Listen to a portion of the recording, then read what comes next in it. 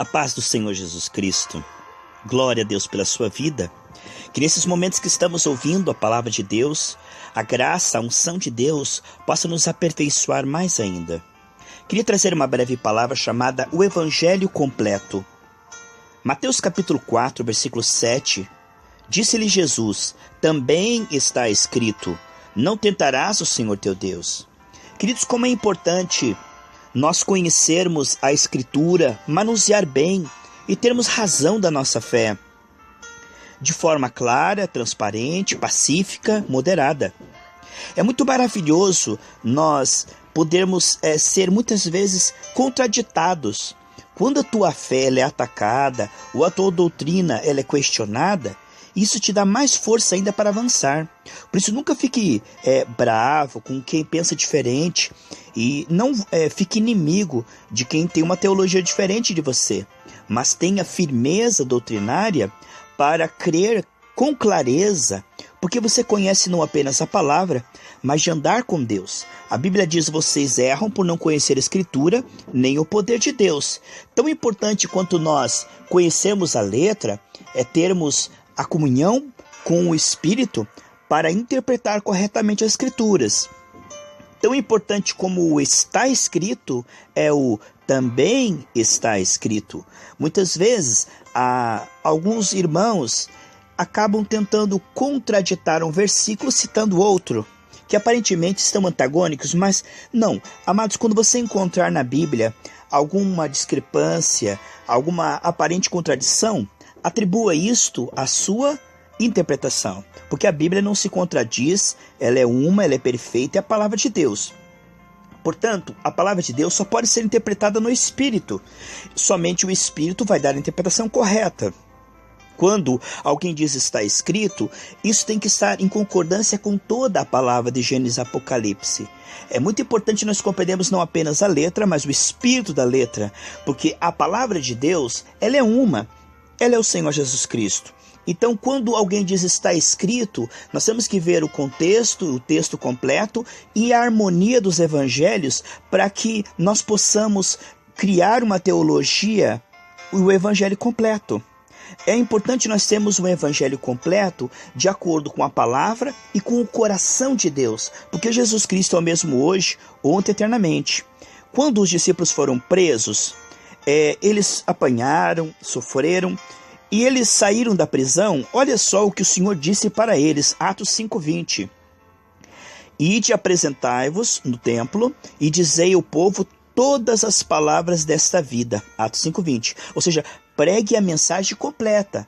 Nós não podemos escolher certas doutrinas, como fazem os calvinistas presbiterianos, como John MacArthur e outros, que não creem no dom, não creem no falar em línguas, não creem em libertação para o dia de hoje, expulsação de demônios. Então são teólogos, PhDs, que estudam, para depois ficarem incrédulos quanto ao poder de Deus.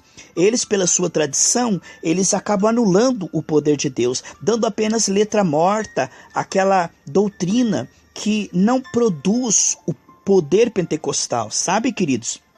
Eu amo os presbiterianos e tenho o maior carinho por eles. Estou falando da doutrina calvinista. Então, há muitos teólogos que estão em moda que eles se formam em faculdades para provar que Jesus não cura mais enfermos hoje, não expulsa mais demônios, que ele não quer prosperar as pessoas, que só salvação e céu.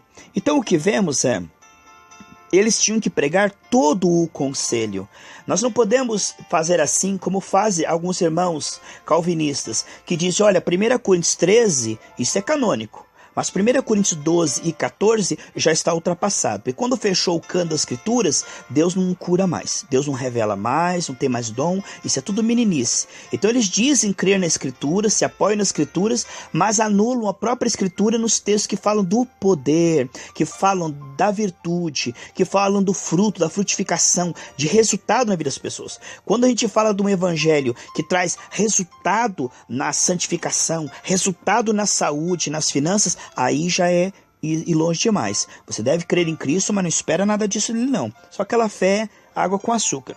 O que vemos é que eles citam Timóteo estava enfermo, porque Paulo falou para ele assim, lá em 1 Timóteo, Paulo falou: olha, não beba só água, sabe, Timóteo, mas beba vinho, ponha vinho na água, porque a água aí está meio contaminada, você está tendo muito problema de estômago, né? Mas veja, amados, isso é prudência, porque a água lá estava contaminada, cheia de bactérias. Você coloca o vinho ali, mata todas aquelas bactérias e Timóteo estava passando por um período de enfermidade. Nós vamos criar agora uma doutrina, né? Uma doutrina de que Deus quer os crentes enfermos, só por causa desse versículo. Porque esse versículo não pode anular toda a Escritura. Toda a Escritura teria que ser anulada para que nós crêssemos que as frequentes enfermidades de Timóteo, por causa daquela água lá, fosse uma doutrina. Isso aqui não é doutrina, isso aqui é um conselho. É um conselho. Timóteo passou pela enfermidade, eu e você passamos pela enfermidade. Não é errado tomar remédio, você está orando, sabe? Vai chegar uma hora que você vai ter uma fé para destruir a enfermidade. Jesus disse, olha, quem crer em mim fará as mesmas obras e fará maiores. Então o que nós vemos, meus amados irmãos, é que era um período que Timóteo estava passando, mas Paulo nunca mandou ele criar uma doutrina em cima disso e se firmar nisso, muito pelo contrário, porque na mesma carta de Timóteo, capítulo 1, versículo 18, ele diz, este mandamento te dou, meu filho Timóteo, que segundo as profecias que houve acerca de ti, milites por ela a boa milícia. Não se apoie, Timóteo, no que você está passando, no que você está sentindo, nas lutas, apoie-se nas profecias, na palavra, naquilo que foi dito profeticamente. É nessas palavras que são as suas armas.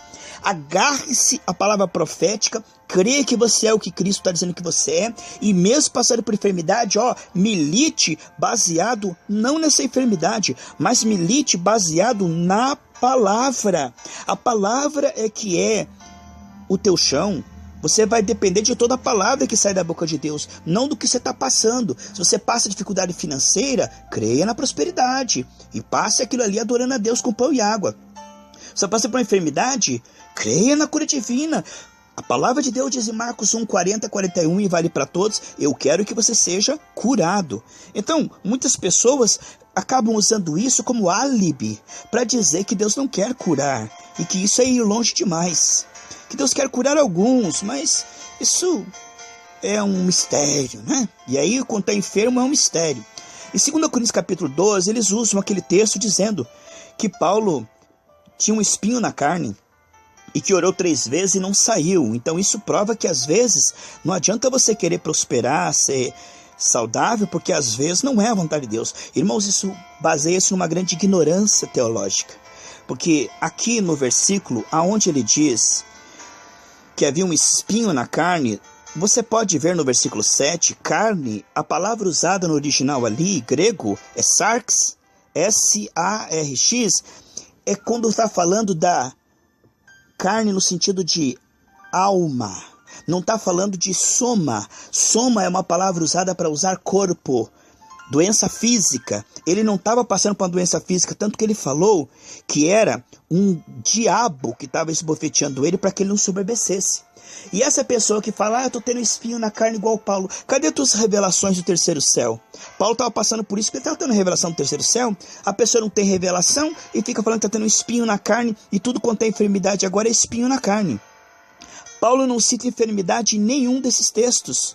Nenhum desse texto ele fala assim, isto é uma enfermidade no meu corpo. Não é, queridos. O que nós vemos é que ele passou por uma enfermidade quando ele foi para a Galácia e que estava um problema nas vistas. Ele disse que receberam ele como um anjo e depois ele voltou lá já curado, irmãos. Veja a saúde que tinha Paulo a ponto de ser apedrejado, coberto de pedras, levantar e ainda pregar o evangelho. Olha, isso é muita saúde no corpo, hein, irmãos? O que vemos é que ele orou 3 vezes, o Senhor disse, a minha graça te basta. E ele diz no versículo 10, o que ele está falando, eu sinto prazer nas fraquezas, nas injúrias, nas necessidades, nas perseguições, nas angústias por amor de Cristo. Ele não cita aqui enfermidade. É claro que existem algumas traduções fracas que colocam no versículo 10, sinto prazer nas enfermidades. Não, esse texto está errado, irmãos. Se você for ler 2 Coríntios aí, capítulo 11, ele cita o que é o espinho na carne. Ele fala dos naufrágios, ele fala da perseguição dos judeus, que quando ele ia pregar com amor, os judeus perseguiam ele, porque espinho, quando foi citado no Antigo Testamento, não faça conchavo com as nações, Josué, porque eles serão como espinhos na vossa carne. Ele estava falando da perseguição. Assim, Paulo amava os judeus e queria sempre pregar para os judeus, mas Deus havia levantado ele para pregar para os gentios. Quem pregava para os judeus era Pedro. E Paulo sentiu um amor tão grande que ele disse que podia morrer por amor aos judeus. Então, nós temos que entender, irmãos, a Bíblia pelo Espírito. Paulo aqui não está criando uma teologia dizendo que orou 3 vezes para ser curado das suas enfermidades e que Deus diz, não, é bom que você fique enfermo, porque eu estou ensinando aí e você precisa ficar humilde. Então, irmãos, acorda para a vida. Nós precisamos compreender que Deus não é bipolar. Ele se chama Eu Sou o Senhor que te sara. Jesus passava pela Galileia curando todos os enfermos e disse, ide pregai os enfermos e curai os enfermos. Vemos então que a palavra de Deus ela é clara, porque Paulo aqui, quando ele está passando pelas cidades, nós podemos ver isso em Atos capítulo 20, versículo 27, ele estava passando por aflições, ele dizia, olha, eu nem sei como é que vai ser o meu futuro, eu estou passando aflições, mas sabe o que aconteceu, irmãos? Ele pregou até meia-noite, sabe o que ele pregou? Olha o que ele diz em Atos 20, 27, porque nunca deixei de vos anunciar todo o conselho de Deus, a mensagem completa dessa vida. Ele pregou o evangelho do poder, ele ressuscitou um homem que caiu do 3º andar morto. Então, essa teologia do poder, da ressurreição dos mortos, que está lá em Mateus 10:8, ide curar enfermos, estai mortos, né? Limpar leprosos, pregar de graça o que você recebeu de graça. Então o evangelho de Paulo é um evangelho de poder. Ele diz lá em Romanos 15, o meu evangelho é um evangelho de poder. Eu estou convencendo essas pessoas por força de sinais e prodígios. E 1 Coríntios capítulo 2 diz assim, o meu evangelho não é apenas blá blá blá, não. É poder. Isso ele diz também em 1 Coríntios 4:20. Então o evangelho de Paulo era o evangelho de cura, de milagres. Era o evangelho de quebrar as cadeias da miséria, do vício, sabe? Este é o evangelho genuíno, queridos, o evangelho completo.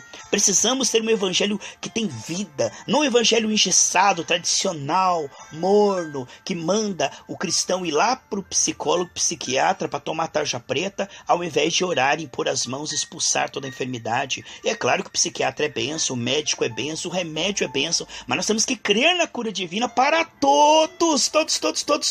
Temos que crer que Deus é o Senhor e meu pastor, nada me faltará, que suprirá todas as nossas necessidades, que diz 2 Coríntios 9:8 que nós teremos de sobra para órfão, viúva e obra missionária.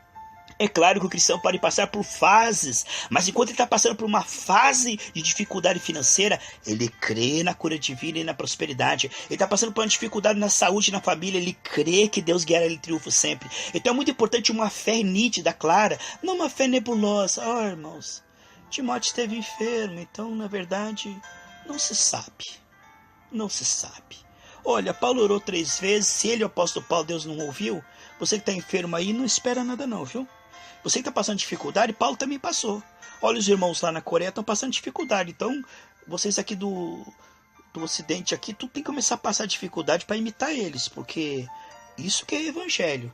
Evangelho não é vencer as aflições.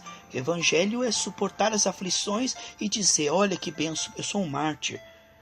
Mas eu quero perguntar, irmãos, se aqueles cristãos que estão em cavernas, aqueles cristãos que estão passando dificuldade financeira e na saúde, o que é que eles creem será? Será que eles creem que é a vontade de Deus que eles fiquem para sempre nessa situação?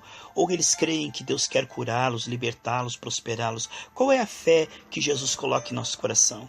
3 João, versículo 2 diz assim, amados, desejo que você seja próspero, saudável e cheio do Espírito Santo. Amém? Que assim seja na sua vida e que ninguém venha tirar de você a teologia completa, a teologia que Deus tem nos dado. Nós zelamos por essa doutrina e quando ela for combatida, ela fica mais forte ainda. Que Deus te abençoe em nome do Senhor Jesus. Amém? Amém, Jesus. A paz do Senhor Jesus Cristo